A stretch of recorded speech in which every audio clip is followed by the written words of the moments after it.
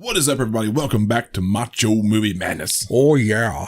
I am Brandon. Alongside me always is Andrew. Today is Warehouse B63, and it is Outland.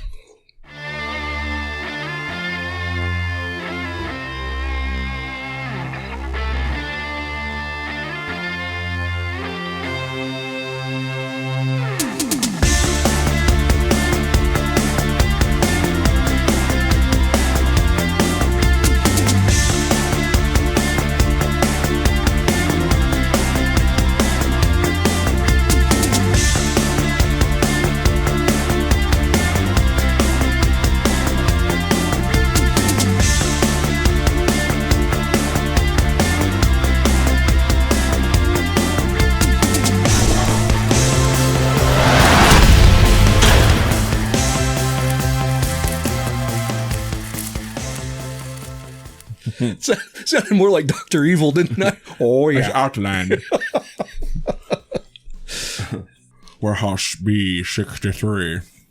What is up, guys? Welcome back to Warehouse B here on Macho Movie Madness. And today is number 63 of Warehouse B. And it's Outland by starring Sean Connery, if I can get my words out. Directed by Peter Hyams. And the budget was about 14 mil. Return on the box office was only 17-20 mil, so not good. No. Not good. Released in 1981. So, it's early. I'm doing a really bad Sean Connery impression. Stop me. But, yeah, Sean Connery.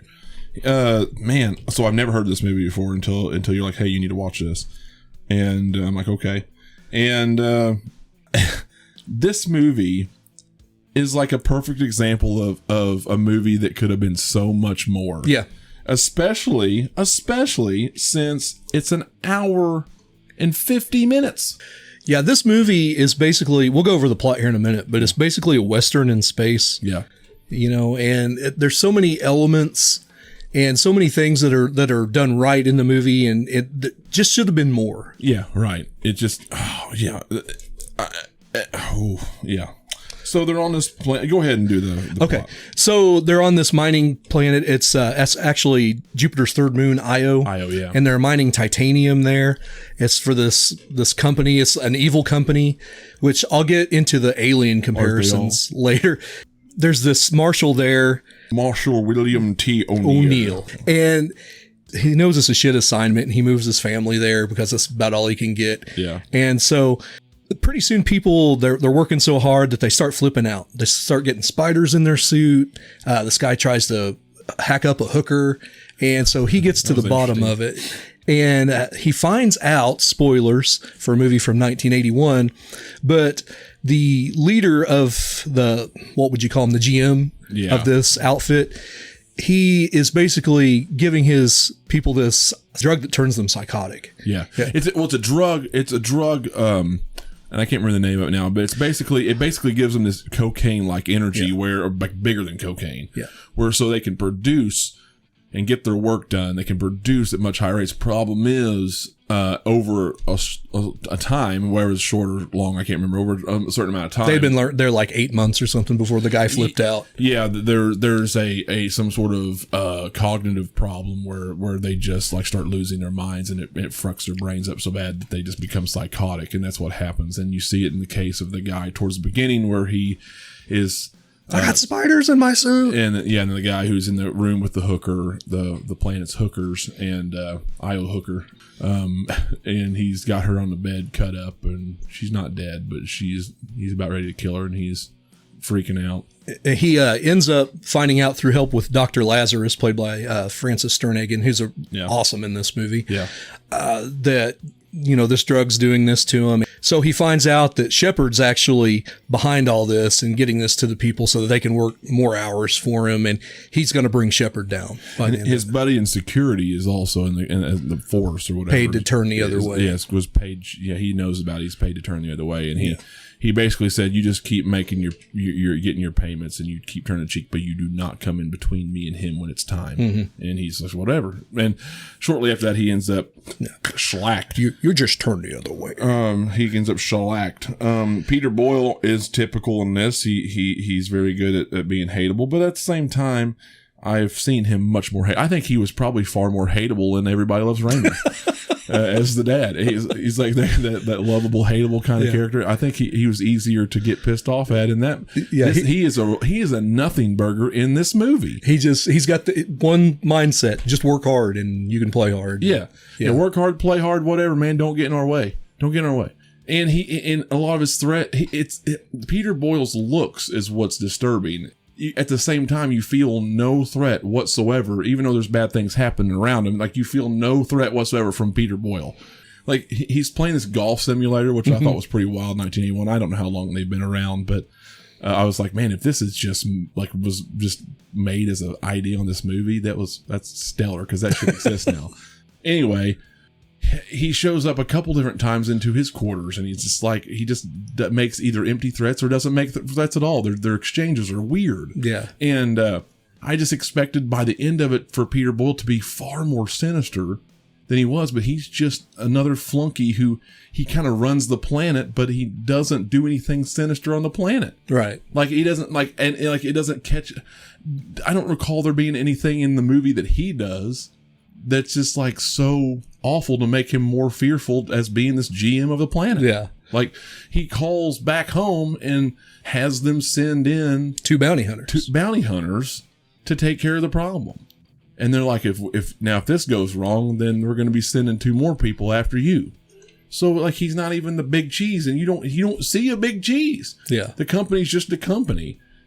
And I like movies with tangible bad guys. Like, I like them guys who are like on the top of the food chain, and you reach them, and then you take them out. Yeah.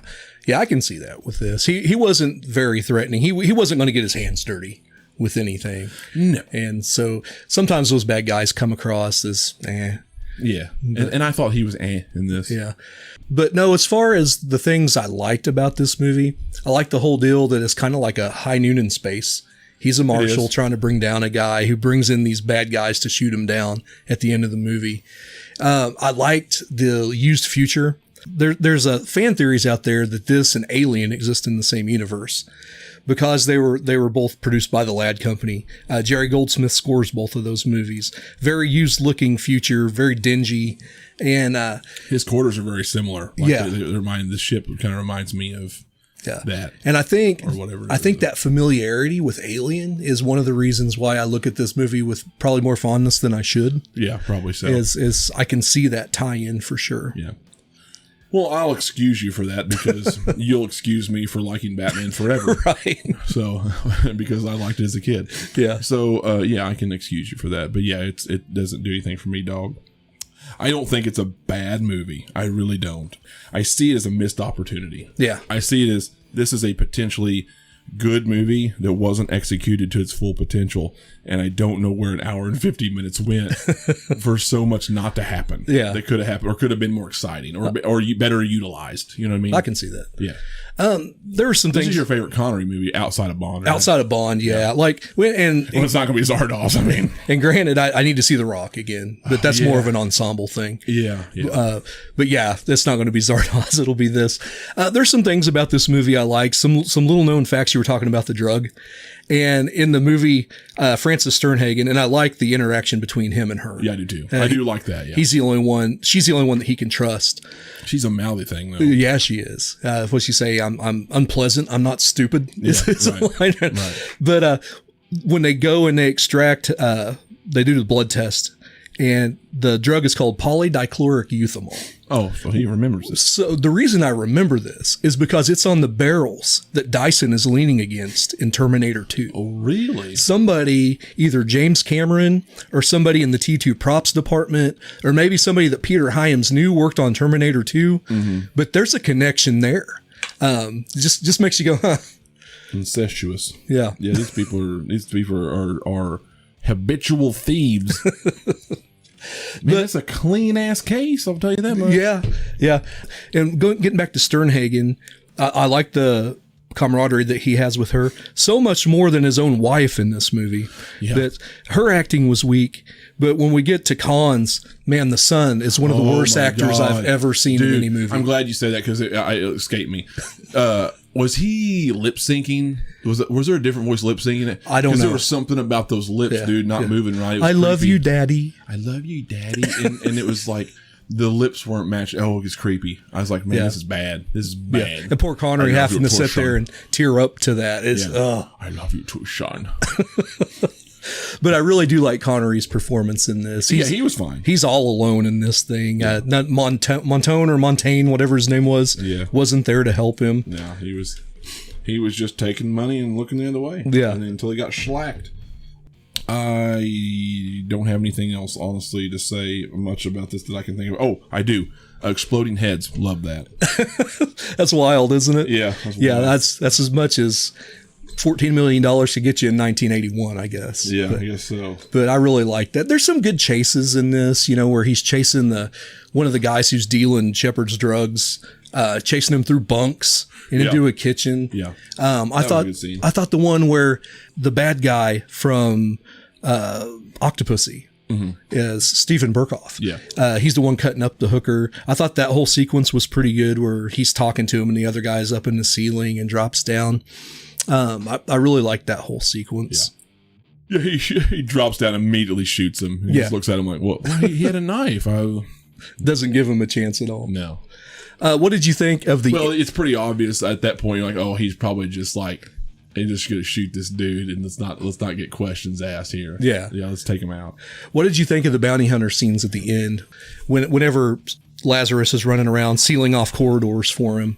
So I thought there were some really good tense moments in there. The moving around and trying to avoid detection, and I really liked the chase in that. I liked the scenes. The lighting was really good. I will give you that on that.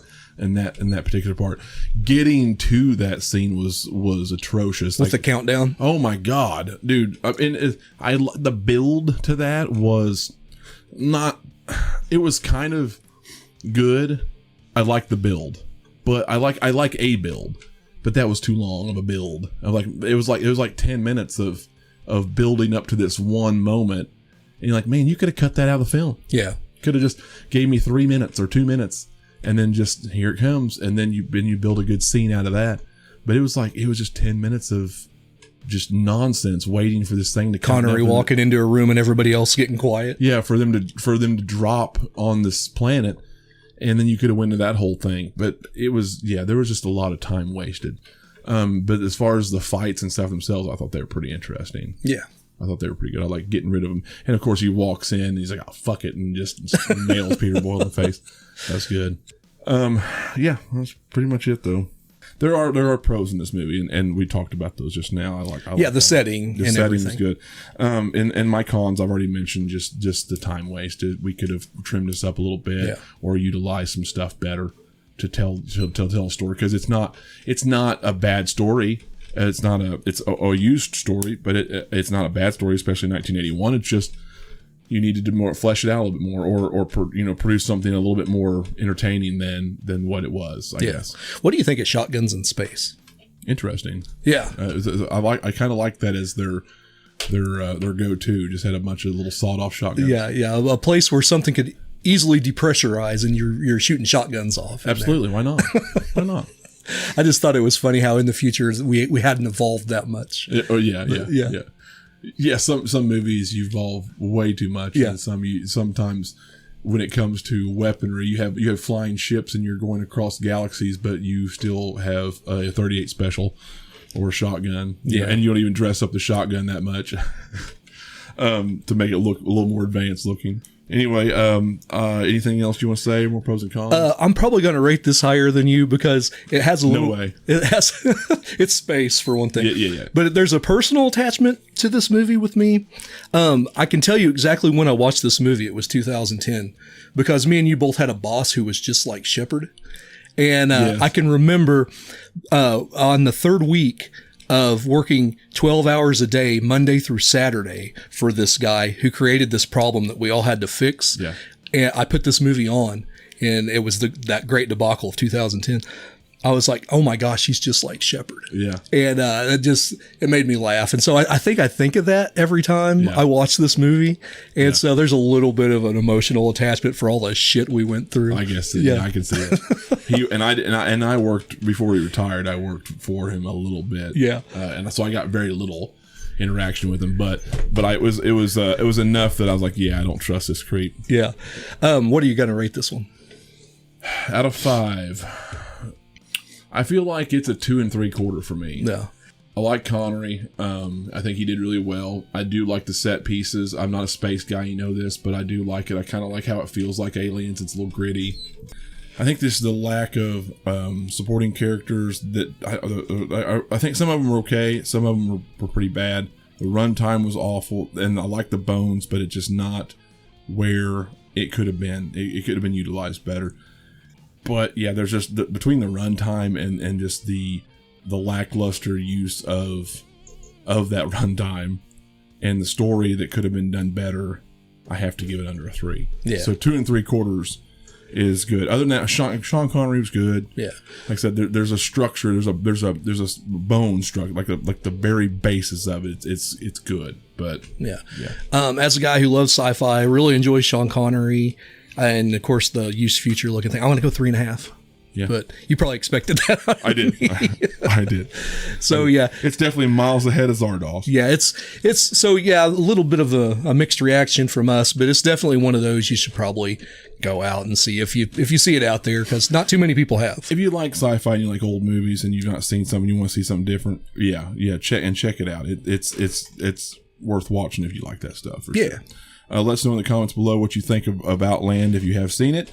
Leave a like and subscribe. You don't want to miss anything in the future. We've got another one coming up with 64, and we're talking about doing Death Wish 4. The Crackdown. The Crackdown. Yeah. Yeah, we've done all these Death Wish movies, and this is the wild one. Yeah, this is right there with 3. It's one of the wilder ones. Yeah. Exploding heads and young Danny Trejo and refrigerators and all kinds of stuff. Until next time. We're out of here.